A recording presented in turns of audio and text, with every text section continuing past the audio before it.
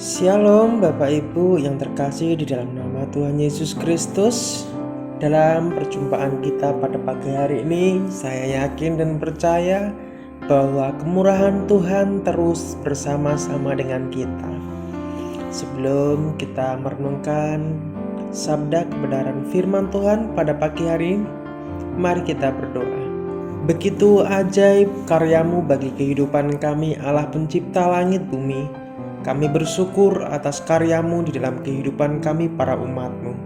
Terima kasih, sebentar kami akan mendengar dan merenungkan sabda kebenaran firman-Mu.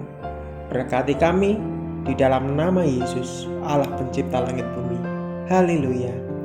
Amin. Bapak Ibu yang terkasih dan saudara-saudara, renungan kita pada pagi hari ini berjudul Kita Perlu Mencontoh Teladan Nuh, pemberitaan kebenaran, yang terambil di dalam kitab Kejadian 4 ayat 17 sampai 24. Kita pertama menjumpai Nuh di dalam Kejadian pasal yang kelima, yang dimulai dengan kalimat, "Inilah daftar keturunan Adam." Ungkapan ini diulangi lagi berulang kali di dalam kitab Kejadian. Dan pasal yang kelima mencatat daftar keturunan Set sebagai kontras akan keturunan duniawi Kain. Dalam Kejadian 4 ayat 17 sampai 24. Jika diasumsikan tidak ada loncatan pada daftar keturunan tersebut, maka Nuh adalah generasi ke-10 dari Adam. Daftar leluhur Nuh ditulis. Setelah Lamek hidup 182 tahun, ia memperanakan seorang anak laki-laki dan memberi nama Nuh kepadanya. Katanya, anak ini akan memberi kepada kita penghiburan dalam pekerjaan kita yang penuh susah payah di tanah yang telah terkutuk oleh Tuhan. Di dalam Kejadian 5 ayat 28 sampai 29. Sejak awal kita melihat bahwa Nuh adalah sosok yang agung karena ia adalah satu-satunya anggota keluarganya, yang artinya nama dijelaskan Lamek, ayahnya, menyatakan bahwa Nuh, putranya, akan membawa penghiburan. Dalam bahasa Ibrani, nama Nuh mirip dengan istilah yang digunakan untuk istirahat atau kelegaan. Tidak lama kita membaca tentang kejahatan yang merajalela di dunia pada Kejadian 6 ayat 1 sampai 8. Allah memvonis umat manusia dengan berfirman, ketika dilihat Tuhan bahwa kejahatan manusia besar di bumi dan bahwa segala kecenderungan hatinya selalu membuahkan kejahatan semata-mata. Allah bertekad menghapuskan manusia yang telah Kuciptakan itu dari muka bumi, baik manusia maupun hewan dan binatang-binatang melata dan burung-burung di udara. Sebab aku menyesal bahwa aku telah menjadikan mereka, di dalam Kejadian 6 ayat yang ke-7.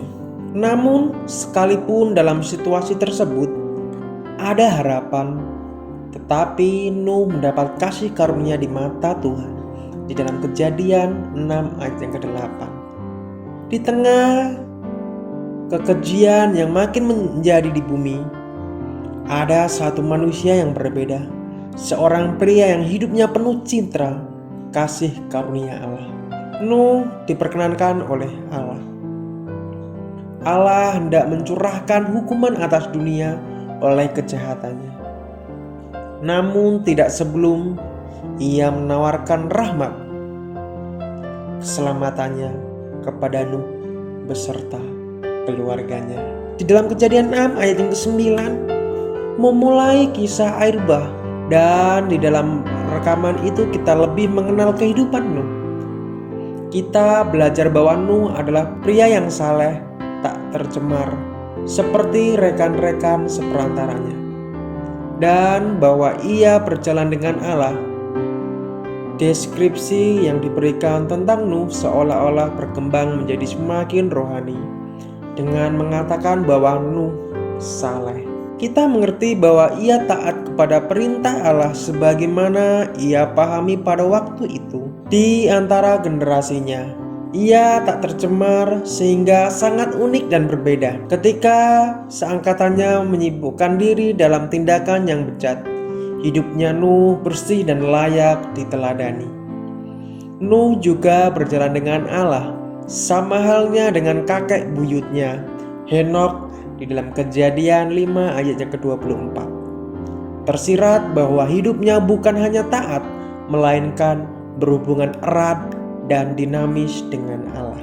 Kehidupan Nuh yang taat tampak dalam kesiapannya menaati perintah Allah terkait pembangunan bahtera. Di dalam Kejadian 6 ayat yang ke-22 dan Kejadian 7 ayat yang ke-5 dan 9 dan Kejadian 8 ayat yang ke-18. Perlu dipahami juga bahwa besar kemungkinan Nuh beserta generasinya tak pernah melihat hujan. Namun Allah memerintah Nuh membangun bahtera yang mengapung jauh dari danau, sungai atau laut. Kepercayaan Nuh dalam Allah sedemikian rupa sehingga ia langsung menaati perintah itu. Kehidupan Nuh yang taat tak bercela itu semakin terungkap dalam ketaatannya ketika mendekati hari murka Allah dicurahkan. Selain narasi air bah dan kisah tentang kemabukannya yang direkam dalam Kejadian 9 ayat yang ke-20 sampai 27, kita tidak mengetahui terlalu banyak tentang kehidupan Nuh. Dapat diperkirakan bahwa episode kemabukan Nuh bukan satu-satunya episode yang tidak pantas dalam kehidupan Nuh. Sama seperti semua orang, Nuh dilahirkan dengan kodrat berdosa. Kemungkinan besar episode kemabukannya diikuti ke dalam naratif kehidupan Nuh sebagai penjelasan akan kebencian di antara keturunan Kanaan dan keturunan Israel. Meskipun ada kejadian tersebut, kita melihat bahwa Nuh tetap dihormati sebagai salah satu dari segelintir orang sangat saleh dalam sejarah umat Allah. Di dalam Yeskiel pasal yang ke-14, melalui nabi itu Allah mengulangi 2 kali bahwa meskipun Nuh, Daniel, dan Ayub berdiam di tanah itu, Allah tetap akan mendatangkan hukuman. Tingkat kesalehan Daniel dan Ayub bukan main. Kita juga tahu bahwa Nuh dijadikan teladan imam dalam Ibrani pasal yang ke-11. Sebuah indikasi bahwa Nuh dianggap sebagai teladan kesetiaan dan bahwa ia memiliki iman yang menyenangkan Allah. Dalam Ibrani 11 ayat yang ke-6. Rasul Petrus menggambarkan Nuh sebagai pemberitaan kebenaran. 2 Petrus 2 ayat yang ke-5. Dan penulis Alkitab Ibrani juga menyatakan bahwa Nuh menghukum dunia melalui tindakan yang saleh.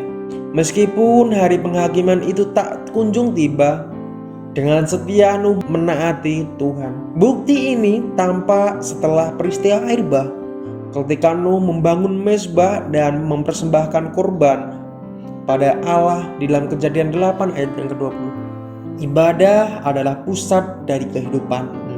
Setelah menjelaskan semua itu, apa yang dapat kita pelajari dari kehidupan Nuh? Secara praktis, Nuh adalah teladan kehidupan yang beriman. Di dalam Ibrani yang ke-11 ayat yang ke-7 mengajarkan tentang Nuh dengan demikian.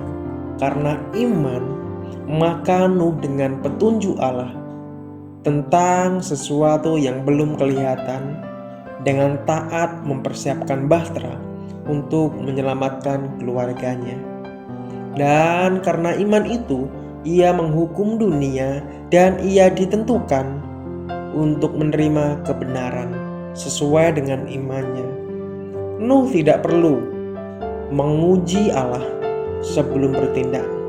Allah memerintah dan ia menurut. Sifat ini adalah karakteristik Nuh. Nuh adalah keturunan dari garis Set yang dijelaskan Waktu itulah orang mulai memanggil nama Tuhan di dalam Kejadian 4 ayat yang ke-26. Nuh adalah hasil dari garis keturunan yang taat dan setia pada Allah.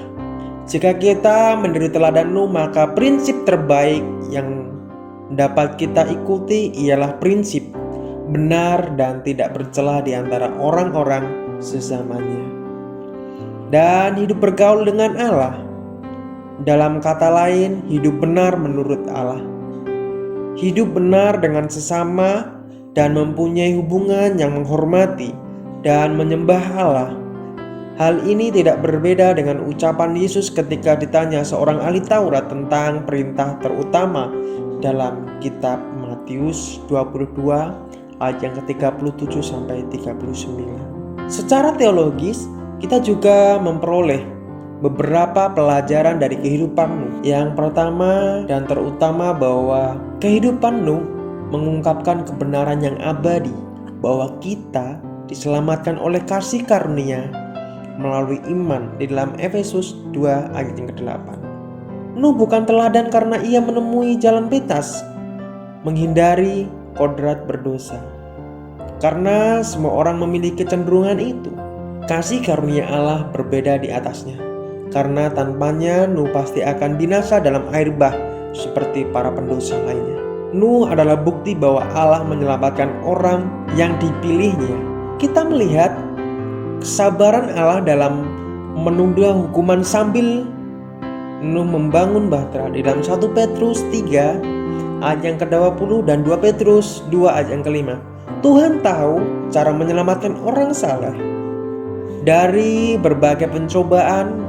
Kebenaran ini diungkap secara detail dalam 2 Petrus 3 ayat 8 sampai yang ke-9, di mana kita belajar bahwa Tuhan menunda penghakiman akhir sampai di ketika semua orang pilihan telah bertobat.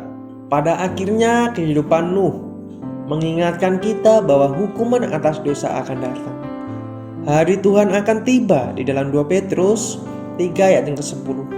Yesus menggunakan hidup Nuh sebagai nubuat tentang keadaan ketika anak manusia kembali pada penghakiman terakhir di dalam Matius 24 ayat 37 sampai 38. Dan Lukas 17 ayat 26 sampai 27. Oleh karena itu kita perlu mencontohkan teladan Nuh dan menjadi pemberita kebenaran dan menghiraukan himbauan Paulus. Jadi kami ini adalah utusan-utusan Kristus. Seakan-akan Allah menasihati kamu dengan perantara kami. Dalam nama Kristus kami meminta kepadamu, berilah dirimu didamaikan dengan Allah di dalam 2 Korintus 5 ayat yang ke-20. Seperti Nuh, kita adalah utusan Kristus pada akhir zaman. Hukuman Allah sedang dalam perjalanan, namun Ia menawarkan pendamaian melalui Yesus Kristus. Kita harus membawa berita pendamaian pada sesama kita. Amin. Mari kita berdoa. Terima kasih Bapa Surgawi yang penuh kasih di dalam kehidupan kami.